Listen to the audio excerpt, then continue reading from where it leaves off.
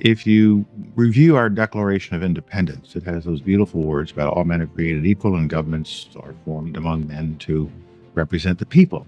It was a good statement of what we were all about. What if we told you that while America was celebrating its freedom, there were people watching fireworks through the bars of bondage? What if we told you that on July 4th, 1776, the day the nation declared all men are created equal, 500,000 men, women, and children were in chains, their freedom not even an afterthought? This isn't the history you were taught in school. It's not the patriotic posters or the cheerful parades. This is the story of what that day meant for Black people, enslaved and free, who woke up on Independence Day to the sound of Liberty bells they were never allowed to touch. So what was life like for them on that day? Did they celebrate? Did they hope? Did they fear? Or did they see through the illusion from the very start? Let's find out. Picture the morning of July 4th, 1776. In Philadelphia, white men dressed in their finest coats prepared speeches and discussed liberty over breakfast. But miles away, on plantations and in city households, Black men and women rose before the sun, not to celebrate freedom, but to work. No bells were ringing for them, no sense of history being made in their name. For the enslaved, July 4th wasn't just meaningless, it was painful.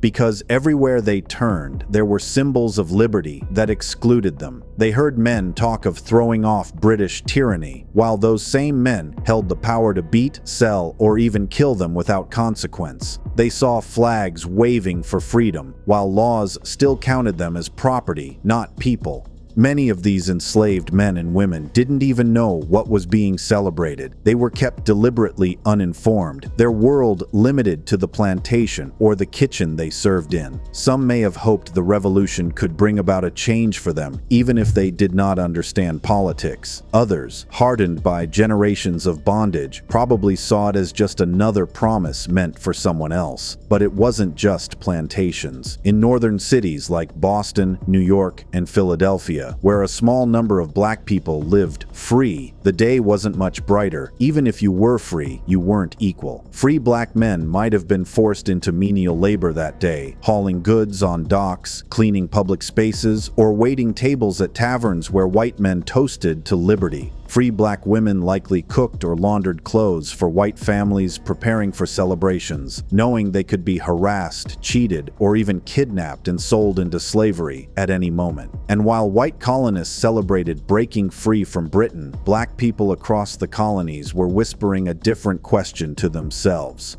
Who will break us free? It's easy to romanticize that day. But for Black people, it was often a day of resentment and silent endurance. They weren't looking at the Declaration of Independence with pride. Most weren't allowed to read it at all. For them, liberty was not a document. It was a distant dream. So as the first cannons fired in celebration and white men cheered for their independence, an entire race of people woke up to the same reality as yesterday: chains, fear, and a freedom celebrated at their expense.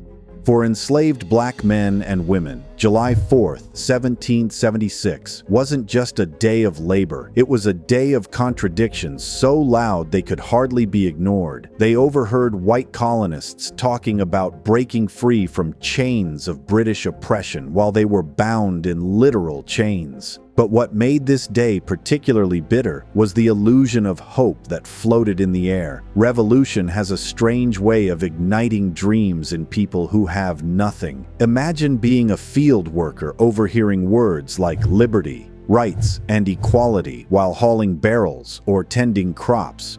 Would you think, even for a fleeting second, maybe this is about me too? Some did. Many enslaved people whispered among themselves that perhaps the war might bring a chance for freedom. After all, hadn't the colonies just declared all men are created equal?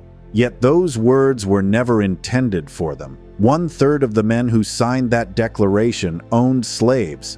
Thomas Jefferson himself, who wrote the famous line, enslaved more than 100 people, some of whom were likely working that very day while he wrote about equality. The hypocrisy wasn't subtle, it was glaring. And still, black people hoped, because when you have nothing, even a lie can feel like something to hold on to. But hope was dangerous. White enslavers knew revolutionary language could inspire enslaved people to resist or flee, so many kept them deliberately in the dark about what independence even meant. Some enslaved people didn't know there was a war going on at all, except when they saw men marching off with muskets or heard cannons in the distance. Others learned just enough to understand one terrifying fact: if the colonists won, nothing might change for them. This wasn't just paranoia, it was policy. Colonial leaders intentionally removed language from the Declaration that criticized slavery. Thomas Jefferson had originally condemned Britain for supporting the slave trade, but Southern delegates demanded that it be removed. Even some Northern merchants who profited from slave-produced goods agreed. The final declaration said nothing about ending slavery, nothing about freeing enslaved people.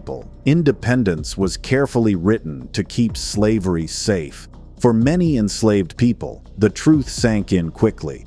The liberty being celebrated was white liberty. It was about white men controlling their laws, their taxes, their destiny, while keeping black people exactly where they were: property. So, how did that realization feel? Imagine being an enslaved mother, feeding the children of the family who owned you, while their father raised a glass to freedom. The cruel irony wasn't lost on many. For some, it was the day they began dreaming not about their independence, but about escape, because it was clear the new America being built had no place for their freedom. So what did freedom even look like on July 4th, 1776? For white Americans, it was parades, speeches, and promises of self-rule. For black Americans, it had two faces, and both were cruel. One face was the everyday reality of bondage, but the other was even more unsettling: a freedom that existed right in front of them, but was never meant for them. Take the free black population, for example. Yes, there were free black men and women in 1776. Sailors, artisans, laborers, even a handful of small landowners. On paper, they weren't property. But on that day, their freedom came with restrictions so suffocating that it barely resembled liberty at all. In many colonies, free blacks were forced to register with authorities and carry papers at all times proving they were free. Without those documents, any white person could challenge their status and, in some cases, sell them into slavery under false claims. Even the free blacks who lived in northern cities like Boston or Philadelphia felt the weight of racial exclusion. They could work, yes, but usually in the hardest, dirtiest, or lowest-paying jobs, hauling barrels, cleaning streets, or working as servants for white households. They were barred from voting in most places, excluded from serving on juries, and routinely harassed in public. If they dared to challenge a white person in court, their testimony often carried no legal weight.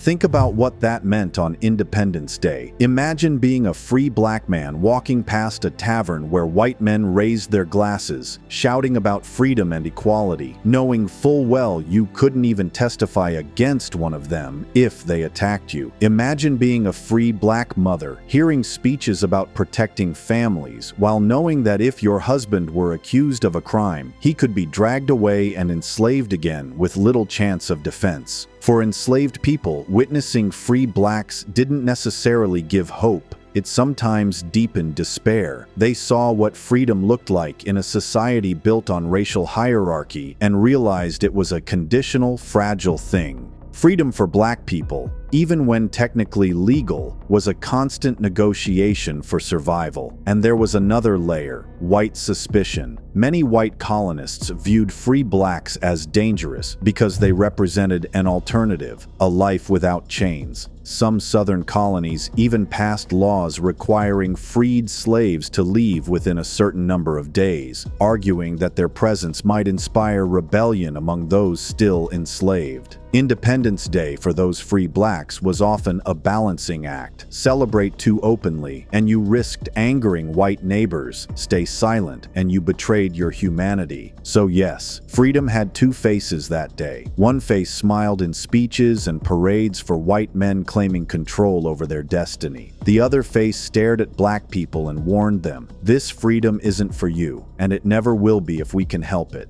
If freedom had two faces on July 4th, 1776, then war gave those faces voices. For white colonists, the revolution was a call to arms against Britain. For black Americans, it posed a dangerous question. Whose side do you choose when neither side fully sees you as human? When the Continental Congress declared independence, it set off a chain reaction not just of battles, but of choices. Enslaved men and women began hearing rumors that the British were offering something extraordinary: freedom. It wasn't just idle talk. Months earlier, Lord Dunmore, the royal governor of Virginia, had issued a proclamation promising liberty to any enslaved person who fled their patriot master and joined British forces. For people who had spent their lives in chains, this was seismic. Freedom wasn't an abstract idea. It was suddenly tied to action. If you run and fight for the British, you might earn your life back, and thousands took that chance. They escaped under the cover of night, traveled through hostile territory, and risked death not for Britain's sake, but for their freedom. Some of these escapees even donned uniforms in the Ethiopian regiment, marching into battle with sashes boldly reading "Liberty to Slaves." But not all enslaved people saw the British as saviors. Some feared leaving families behind or doubted Britain's promises, remembering that it was the British who had built much of the slave trade in the first place. Others saw an opportunity in the opposite direction, joining the Patriot cause. The Continental Army initially resisted recruiting black soldiers, but as the war dragged on and manpower shortages grew, they opened the door. Thousands of black men enlisted. Some promised emancipation in exchange for service. This created heartbreaking divisions. On the same battlefields, black men sometimes fought on opposite sides, one wearing a British coat for the hope of immediate freedom, the other wearing Patriot blue, hoping for freedom at the war's end. Both risked their lives for ideals that weren't written with them in mind. And what about free blacks? For them, the war was equally complicated. Many saw joining the Patriots as a chance to prove loyalty and humanity in a society that constantly questioned both. Crispus Attucks, a free black man, had already become a symbol of resistance after his death in the Boston Massacre years earlier. His legacy pushed some to believe their sacrifices might open doors to respect and rights in the new nation. Yet, there was also a quiet cynicism. Even among those who fought for independence, whispers spread. What if nothing changes after victory? For too many, that fear became reality. While some individuals did earn their freedom through military service, many returned to the same oppressive system they had left behind, if they survived at all. The war for independence forced black Americans to choose between two imperfect options, and in doing so, revealed an ugly truth. Even in revolution, their freedom was conditional, temporary, and always up for debate. If war forced choices on the battlefield, what about those who couldn't run to British lines or enlist in patriot armies? What about the thousands of black men, women, and children who remained trapped on plantations, in city households, and in small workshops while gunpowder filled the air elsewhere? Their resistance didn't look like soldiers marching or muskets firing, but it was there, quiet, dangerous, and deeply human. On July 4, 1776, resistance for many enslaved people was an act as simple as slowing down in the fields, deliberately taking longer to finish work. Others forgot instructions, broke tools, or pretended illness. These acts, small as they may seem, were direct challenges to a system built on their absolute obedience. Every broken plow and delayed chore was a way of saying, "Your freedom isn't mine, so I'll take back what little I can." Some resistance was even bolder. That day and in the days following, enslaved people ran. Independence Day meant chaos. White men distracted with speeches and celebrations, some even drunk from toasts to liberty. For a few enslaved men and women, it was the perfect moment to disappear into the night. Those escapes didn't always lead to freedom, but the risk showed a truth few history books teach. Even in the darkest times, enslaved people didn't just accept their chains, they fought them in every way they could.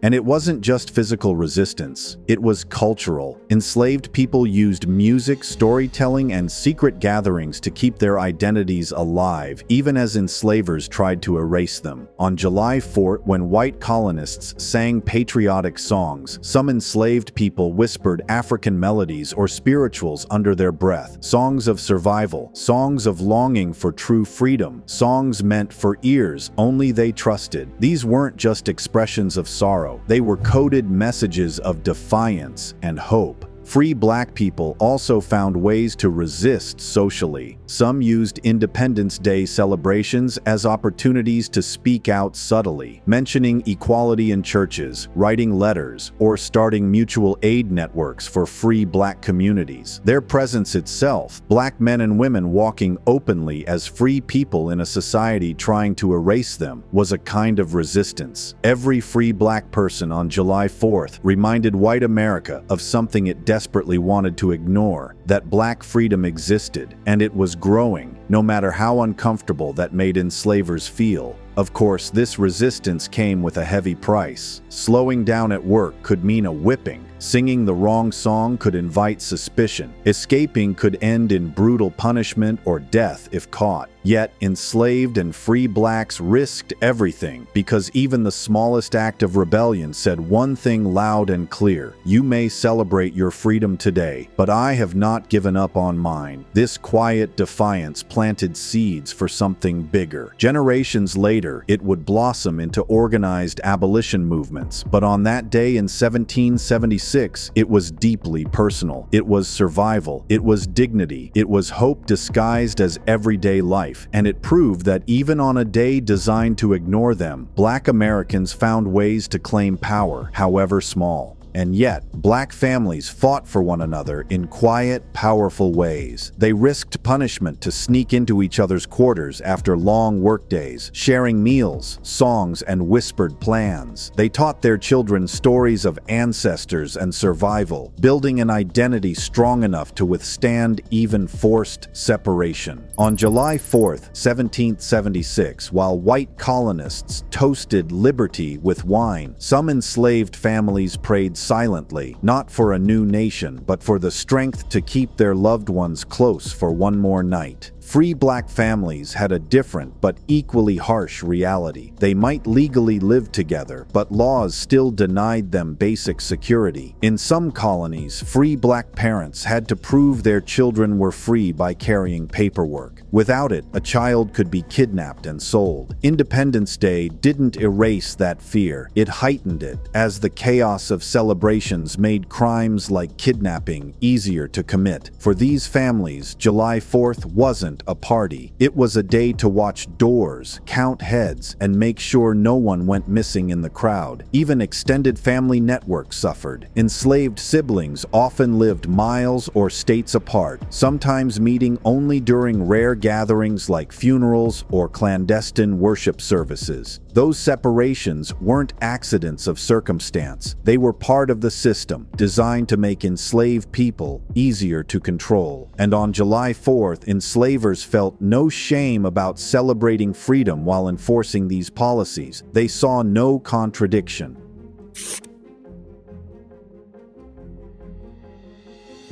But those families persisted, even under unthinkable conditions. They used nicknames and secret signals to keep track of relatives sold away. They forged kinship bonds among non-relatives, creating chosen families to fill the gaps left by forced separations. Love itself became resistance, and in many ways, that resistance was stronger than any musket fired on a battlefield. While Black families clung to one another for survival, something else happened on July 4th, 1776. Words were immortalized. The Declaration of Independence, filled with promises of equality and unalienable rights, became the sacred text of American liberty. But for Black people, those words were a mirror with no reflection. Consider what it meant for an enslaved person to hear the phrase, "All men are created equal." It might have come from an enslaver reading the document aloud loud, or from white celebrants shouting it during toasts. Those words didn't inspire relief, they sparked confusion,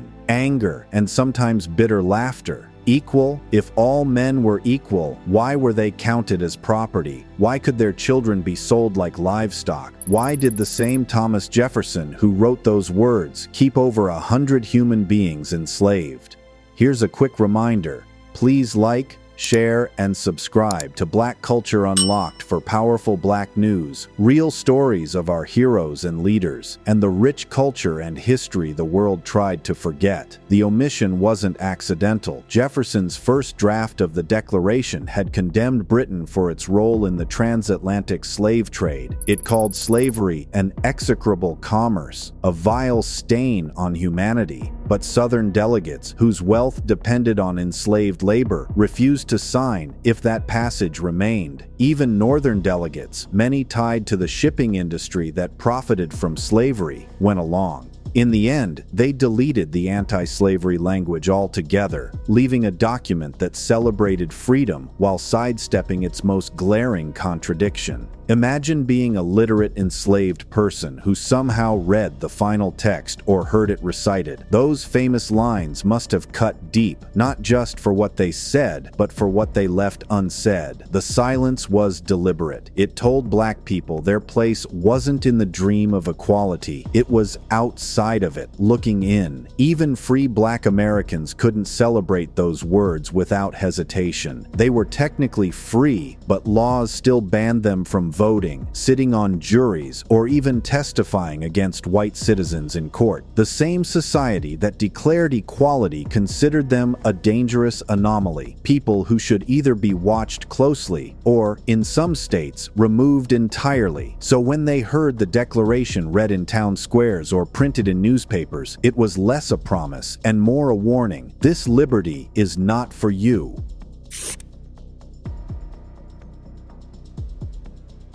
The hypocrisy wasn't lost on others either. British loyalists mocked the colonists for demanding freedom while holding people in bondage. The English writer Samuel Johnson famously asked, "How is it that we hear the loudest yelps for liberty among the drivers of Negro?"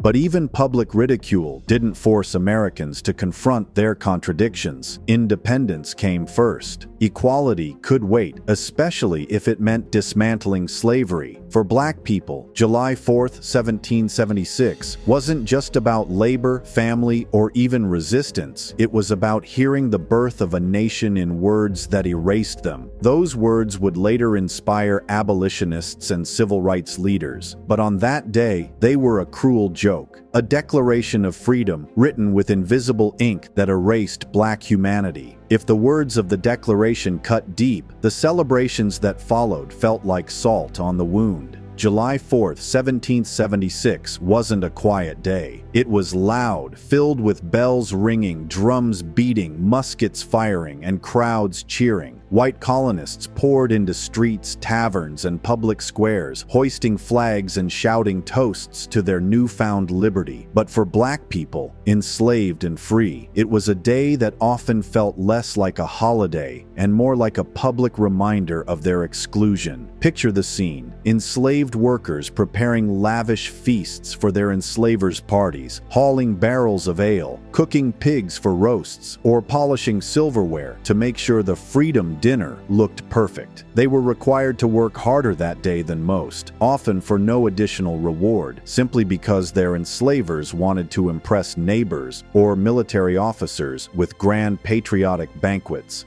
Afterward, those same enslaved men and women had to stand silently, heads down, while white colonists toasted to liberty with glasses they had just polished. Even free Black people couldn't enjoy the celebrations without risk. Public spaces were often hostile. Drunken crowds, emboldened by patriotic fervor, harassed or assaulted Black people in the streets. Some free Black men were beaten simply for being present in areas where whites felt they didn't belong. Others avoided the festivities entirely, knowing that being seen in a crowd celebrating freedom could spark confrontation, or worse, false accusations that could land them in jail or enslaved. For enslaved children, the celebrations carried a painful kind of confusion. They saw fireworks lighting up the night sky, crowds laughing, and music playing. Some might have thought it looked like joy worth joining, but their parents knew better. The fireworks were for a freedom that didn't include them. The music played for people who saw them as property. Parents often had to explain quietly and cautiously that the joy outside wasn't theirs to share, not yet.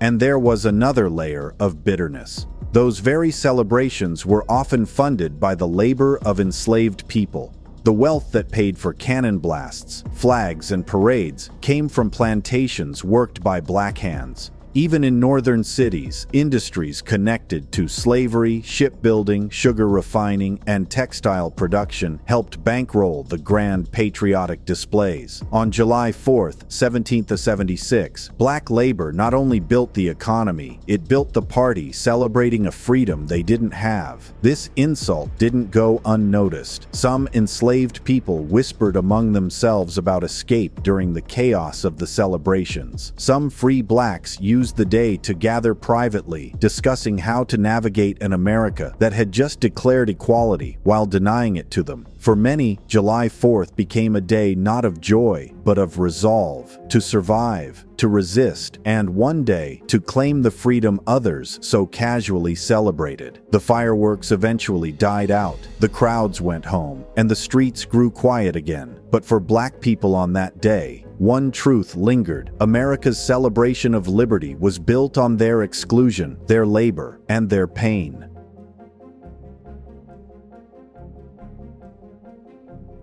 When the last cannon fire faded and the echo of patriotic songs died down on that first Independence Day, a different kind of silence settled in black quarters across the colonies. It wasn't a silence of peace, it was the silence of dreams held in secret. Because even as July 4th reminded them of what they didn't have, it also reminded them of what they still wanted: freedom, family, and dignity. For many enslaved people, hope was an act of rebellion in itself. Even when every sign told them liberty was not for them, they dreamed anyway. Some whispered to their children about Africa, telling half-remembered stories of ancestors who had once lived free, planting seeds of pride in young minds. Others spoke about freedom as something inevitable. Even if not today, then someday. These weren't idle fantasies, they were survival tools. Holding on to the idea that life could be different was how many managed to wake up every morning and face the chains again. Free black people also carried their version of this dream, one that often looked like relentless self-improvement despite overwhelming odds. On and around July 4th, while white Americans toasted liberty, free black artisans, sailors, and laborers were saving pennies to buy land, educate their children, or support one another through mutual aid societies. These small networks became the foundation of early black communities that would eventually push for abolition and civil rights. Religion often fueled these dreams. Black congregations, sometimes forced to worship separately or in secret, embraced biblical stories of deliverance, drawing parallels between their plight and the Israelites enslaved in Egypt. Independence Day for them wasn't just a reminder of their exclusion,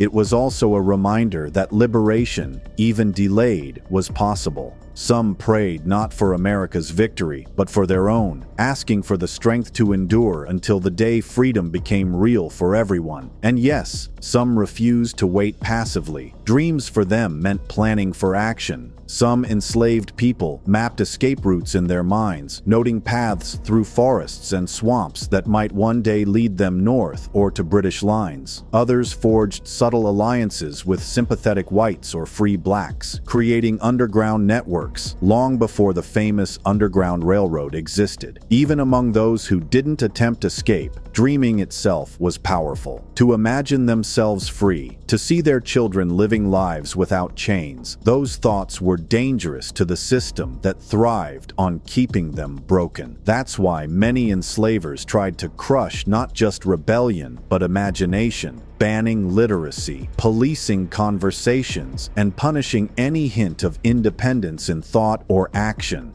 But dreams are hard to chain. So, on that first Independence Day, while fireworks lit the sky for white America, enslaved and free black people lit a quieter fire inside themselves, a determination that one day the freedom toasted in taverns and parades would be theirs too. It was a dream they refused to kill, no matter how impossible it seemed at the time.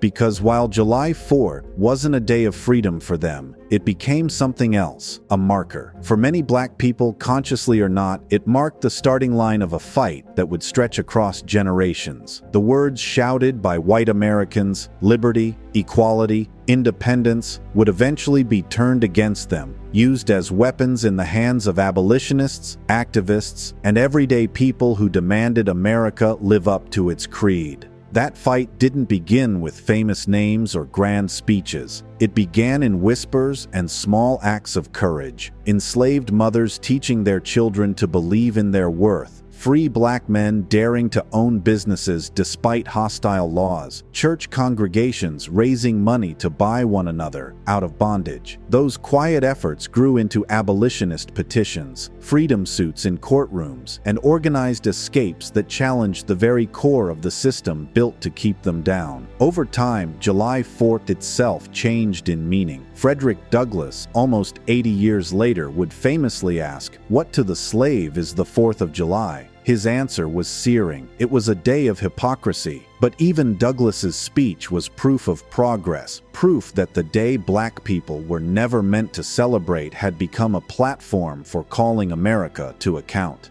That pattern repeated itself over and over. Black soldiers fought not just in the Revolution, but in every American war afterward, often for a freedom they didn't fully have at home. Black abolitionists and civil rights leaders used the rhetoric of 1776 as leverage, forcing America to confront the gap between its ideals and its reality. Eventually, black Americans reclaimed Independence Day for themselves, not as the day it was, but as the day it could be. Today, fireworks still explode on the 4th of July, and flags still wave. But for many, especially black Americans, that day carries layered meanings. It is both a celebration and a challenge, both a remembrance of exclusion and a reminder of resilience. It says, "You tried to erase us, but we are still here. You tried to silence us, but our voices are louder now than your cannons ever were." Back in 1776, no one cheering in Philadelphia imagined that enslaved men and women, forbidden from even reading the Declaration, would one day use its words to dismantle slavery itself and demand full citizenship.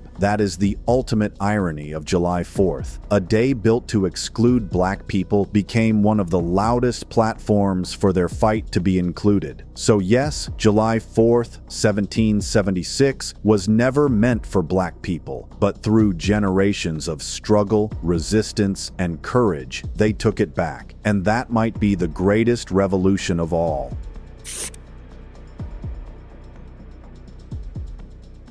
What does freedom mean if it was built on someone else's chains? Can you celebrate independence knowing millions were left out? Let us know in the comment section. Whose freedom are we cheering for on July 4? Do you want to watch more videos like this one? If so, subscribe to our channel and press the bell icon next to it, because here we tell the stories no one else will. From ancient African civilizations to modern black excellence, we reveal the truth, the power, and the legacy they tried to erase. Thanks for watching, and until the next video, stay tuned.